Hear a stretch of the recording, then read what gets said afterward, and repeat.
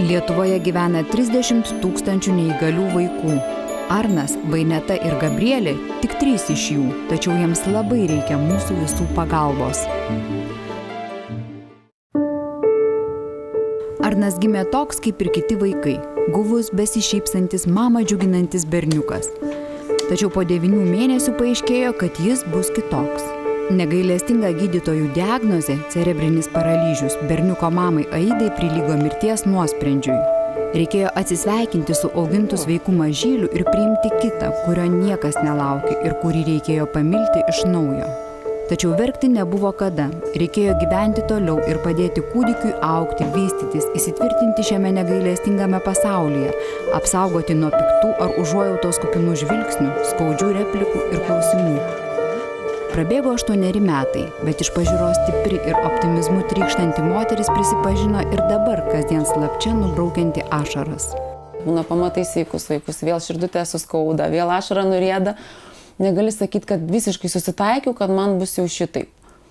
Viskas tas palaipsniui eina, vis ta viltis veda į priekį, vis tiki, kad bus gerai ir po truputį, aišku, dabar jau džiaugiasi tokiais mažais stebuklais, kai kažką tai išėjo pasakyti, kažkokį žodį pasakė panašų į mamą.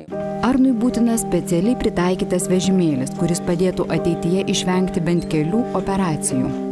Tik bėda, kad jis kainuoja net 13 000 litų, o valstybė kompensuoja vos 3. Kaip dažniausiai būna neįgalius vaikus auginančiose šeimose, mama 24 valandas turi būti su vaiku, o iš vieno žmogaus atlyginimo sutaupyti tokią sumą yra nerealu. Juolab, kad berniukui reikia ir specialios vaikštynės treniruotis, bei dar vienos darbo kėdutės, kurią galėtų palikti mokyklėlėje, nes ji didžiausias Arno džiaugsmas. Na, aišku, be mamos, kuri yra visas berniuko pasaulis.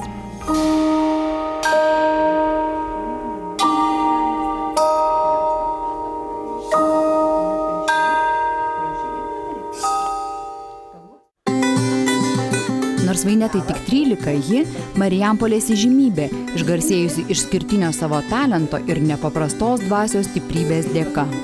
Kai gydytojai diagnozavo cerebrinį paralyžių, jai tebuvo metukai. Mylinčių senelių Romos ir Vasilijaus Verbanovų auginama mergaitė vystėsi lėčiau nei bendraamžiai ir dėl ligos nevaldė rankyčių. Tačiau atkaklus vaikas rado savo būdą, kaip prisitaikyti prie gyvenimo. Žiūrim, kad jinai viską kojelė, jinai duodi šakutę, jinai padėk maisto, jinai pasiekia. Jinai šakelę pasismeigia, burnytę neša. Žiūrim paskui ir pieštukus tuos įmaina ir spalvina. Tiesa, Vainetai buvo sunku pataikyti į linijas, bet mokyklėlėje jos talentą pastebėjusios mokytojos patarė išmėginti kitą techniką. Nupirkam tos drobės, aliejinių dažų. Žiūrim, mūsų mergina piešia kojelę ant drobės, kad jie aliejiniais dažai labai gerai išeina. Ir pradėjom tie piešti. Praėjusiais metais Vaineta surengė pirmąją savo parodą. Dabar jos darbais žavisi pripažintos meno pasaulio įžymybės. Žurnalistai prašo interviu, o žmonės atpažįsta ne tik Marijampolėje, Druskininkuose, Vilniuje ir Kaune, bet net ir Londone. Ar malonu, Vaineta, kai atpažįsta? Malonu? Patinka? Ar nevargina tavęs tas žvaigždės gyvenimas, kai visur pažįsta? Biski. Sakyk truputį. Truputį vargina. Nors tapimas yra visas Vainetos gyvenimas, ji nemažiau mėgsta ir tai, be ko neapsieina nei vienas paauglys. Mergina su draugais bendrauja socialinėme tinkle, skambina telefonu ir net rašo trumpasias žinutes. Ji nori puoštis ir gražiai atrodyti. Todėl nedaug kas žino, jog ši besišypsanti paauglė nuolat kenčia raumenų spazmus ir didžiulius skausmus. Skauda kojelės mergaitė, ir užtatinai ir pavaikščio daug negali. Jei vis truputį paeina ir jai skauda kojytės, skauda klubuką naktį, močiutė skauda, pamasažuok. Tai keliame naktį, masažuojam ir jeigu nebūtų tų masažų ir nežinau, mes turbūt ir šiandien būtume tik sėdėtume.